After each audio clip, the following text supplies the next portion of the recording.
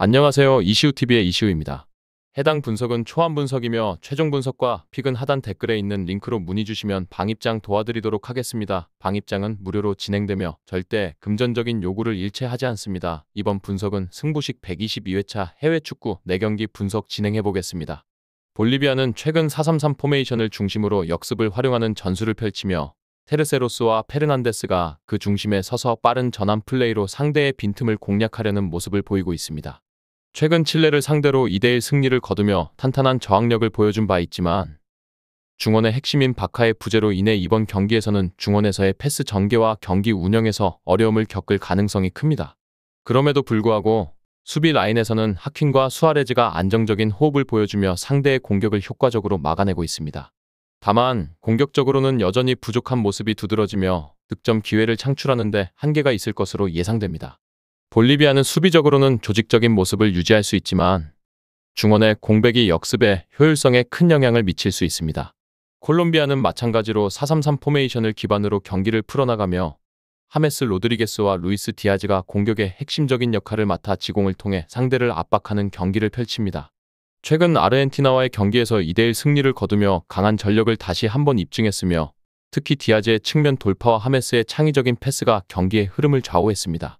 모스케라가 부상으로 빠졌지만 산체스와 미나의 경험이 풍부한 수비진이 그 공백을 메울 수 있을 것으로 보이며 이들의 안정적인 수비가 볼리비아의 역습을 효과적으로 차단할 가능성이 큽니다. 콜롬비아는 공수 양면에서 균형 잡힌 모습을 보여주며 경기를 지배할 준비가 되어 있습니다. 또한 듀란의 교체 투입은 경기 후반 흐름을 바꿀 수 있는 중요한 변수로 작용할 가능성이 높습니다. 이번 경기는 콜롬비아가 전체적으로 주도권을 쥐고 경기를 운영할 가능성이 크며 공격과 수비 모두에서 상대적으로 우위를 점할 것으로 예상됩니다. 볼리비아는 중원의 주요 자원이 부재한 상황에서 정상적인 역습 전개가 어려울 것으로 보이며 콜롬비아의 견고한 수비 라인을 뚫기에는 한계가 있을 것입니다. 또한 콜롬비아의 공수 밸런스는 매우 안정적이기 때문에 볼리비아가 공격적으로 기회를 창출하는 데 있어 많은 어려움을 겪을 것으로 예상됩니다. 결과적으로 콜롬비아가 경기 내내 우위를 점하며 승리할 가능성이 높습니다. 그러나 볼리비아는 상대적으로 수비적인 운영을 펼치며 밀집 수비를 시도할 가능성이 크기 때문에 콜롬비아가 대량 득점을 기록하기보다는 신중한 경기 운영을 통해 점수차를 유지하며 안정적으로 승리를 거둘 전망입니다. 에콰도르는 최근 경기에서 4-3-3 포메이션을 바탕으로 짧은 패스를 활용한 빠른 전개와 강력한 전방 압박을 특징으로 하는 경기를 펼치고 있다. 중앙 미드필더들이 중추적인 역할을 수행하며 경기를 지배하고 이를 통해 높은 점유율을 유지하며 상대의 수비 라인을 압박하는 전술을 구사한다. 특히 파라과이와의 직전 경기에서 2대0으로 승리하며 팀의 전반적인 경기력이 돋보였는데 미드필더 모이세스 카이세도는 그 중심에 서서 뛰어난 활동량과 정교한 패스를 선보였다. 카이세도는 경기 내내 중원을 장악하며 전방으로 날카로운 패스를 공급했고 이로 인해 공격진은 다수의 찬스를 만들어낼 수 있었다. 전방에서는 에네르 발렌시아가 꾸준히 득점 기회를 창출하며 팀의 공격을 이끌고 있다. 또한 에스투피냔의 공격적인 오버래핑은 측면에서 상대 수비를 흔들며 중요한 기여를 하고 있으며 에콰도르는 전체적으로 빠른 템포의 공격 전개를 통해 상대를 압박하는 스타일을 선호한다. 한편 파라과이는 에콰도르와 마찬가지로 4-3-3 포메이션을 사용하지만 주로 안정적인 수비와 빠른 역습을 바탕으로 경기를 풀어나간다. 최근 볼리비아와의 경기에서 1대0으로 승리하며 수비 조직력과 안정감을 유지했으며 이를 통해 상대의 공격을 효과적으로 막아냈다. 공격 측면에서는 알미론의 스피드와 개인 돌파 능력이 팀의 핵심 요소로 작용하고 있으며 상대 수비진을 위협하는 중요한 공격 옵션으로 자리 잡고 있다. 그러나 최전방 스트라이커인 피타는 결정적인 득점력에서 다소 아쉬움을 남기고 있어 공격 마무리에 있어 어려움을 겪고 있다. 또한 중원에서 비아산티가 공수 양면에서 활약하고 있지만 경기 도중 수비 집중력이 떨어지는 경우가 종종 발생해 상대에게 결정적인 찬스를 내주는 모습이 노출되기도 한다. 파라과이의 공격 패턴은 주로 롱볼을 통한 빠른 역습을 기반으로 하며 상대가 전방에서 압박을 가할 때 이를 역이용해 기회를 창출하려 한다. 이번 경기는 에콰도르가 중원에서의 우세와 강한 전방 압박을 통해 경기를 주도할 가능성이 크다. 모이세스 카이세도의 중원 장악력과 발렌시아의 꾸준한 공격 전개로 인해 에콰도르가 점유율을 높게 가져가면서 상대를 지속적으로 압박할 것으로 보인다. 그러나 파라과이 역시 촘촘한 수비와 날카로운 역습을 통해 에콰도르의 공격을 저지하려 할 것이다. 알미론의 스피드와 돌파력을 활용한 파라과이의 역습은 에콰도르 수비진에게 위협이 될 수 있지만 최전방에서의 결정력 부족이 여전히 큰 걸림돌로 작용할 가능성이 높다. 양팀 모두 여러 차례의 득점 기회를 만들어낼 수는 있겠지만 최종적으로 결정적인 찬스를 살리지 못하는 상황이 반복될 수 있다. 결과적으로 에콰도르가 경기를 주도하면서도 파라과이의 단단한 수비를 뚫기 어려울 것으로 예상되며 파라과이 또한 역습 기회를 살리지 못할 가능성이 크다. 따라서 양팀이 승부를 가리지 못하고 무승부로 경기가 마무리될 가능성이 높다. 이 외에도 다른 축구 분석과 야구 분석 및 종합픽이 궁금하시다면 하단 고정 댓글 링크로 문의주세요. 베네수엘라는 최근 5경기에서 2번의 승리와 2번의 무승부를 기록하며 안정적인 경기력을 보여주고 있습니다. 최근 우루과이와의 경기에서도 0대0 무승부를 기록하며 견고한 수비를 바탕으로 탄탄한 조직력을 유지해왔습니다. 공격에서는 솔테도와 베어를 중심으로 빠른 속공 전개를 시도하고 있지만 최전방에서 론돈의 제공권에 지나치게 의존하는 단조로운 공격 패턴이 약점으로 드러나고 있습니다. 이는 상대 수비에게 쉽게 읽히는 경향이 있으며 공격 전개에서 창의성이 부족한 점이 문제로 지적되고 있습니다. 또한 최근 경기에서는 상대의 강한 압박을 효과적으로 극복하지 못해 득점 기회를 살리지 못한 점도 베네수엘라가 해결해야 할 과제로 남아 있습니다. 페라레시와 오소리오가 이끄는 수비 라인은 비교적 안정적이지만 공격에서 변칙적인 움직임이나 창의적인 플레이가 부족한 것이 뚜렷한 단점으로 작용하고 있습니다.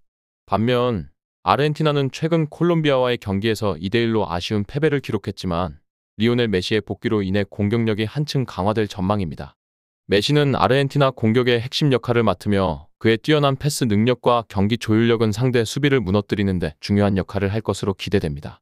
전방에서는 라우타로 마르티네스와 훌리안 알바레스가 좋은 호흡을 보여주고 있으며 이들의 연계 플레이는 아르헨티나의 공격을 더욱 위협적으로 만들고 있습니다.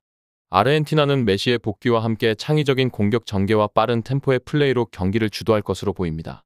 수비에서도 오타멘디와 로메로가 중심을 잡고 있으며 이들이 이끄는 수비 라인은 탄탄한 조직력을 바탕으로 안정감을 유지하고 있습니다. 이들의 경험과 수비적 역량은 베네수엘라의 공격을 효과적으로 차단하는 데 큰 도움이 될 것입니다. 이번 경기는 베네수엘라가 단조로운 공격 패턴과 창의성 부족으로 인해 아르헨티나를 상대로 공략하기 어려울 것으로 예상됩니다. 베네수엘라는 수비에서 견고함을 유지할 수는 있겠지만 공격의 다양성이 부족해 득점 기회를 창출하는 데 한계가 있을 것으로 보입니다. 반면 아르헨티나는 메시의 복귀로 인해 전술적 유연성과 공격력이 크게 강화될 것이며 경기를 지배하며 베네수엘라의 수비를 무너뜨릴 수 있는 충분한 전력을 보유하고 있습니다. 최근 몇 경기에서 다소 부진한 모습을 보였지만 메시의 존재는 아르헨티나의 공격에 새로운 활력을 불어넣을 것으로 기대됩니다.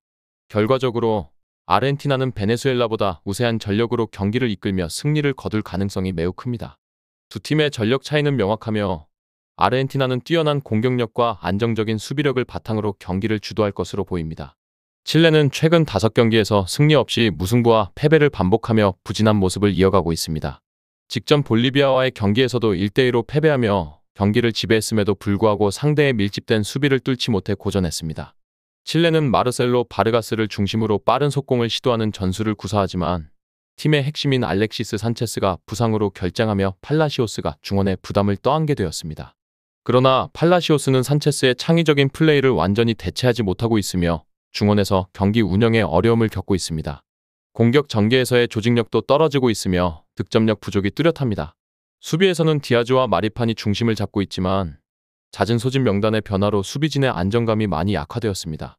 후방에서의 불안정성이 칠레의 큰 약점으로 작용하며 상대의 빠른 역습에 쉽게 노출되고 있는 상황입니다. 반면 브라질은 최근 파라과이전에서 0대1로 패배하며 예상 밖의 결과를 얻었으나 여전히 강력한 전력을 보유하고 있습니다.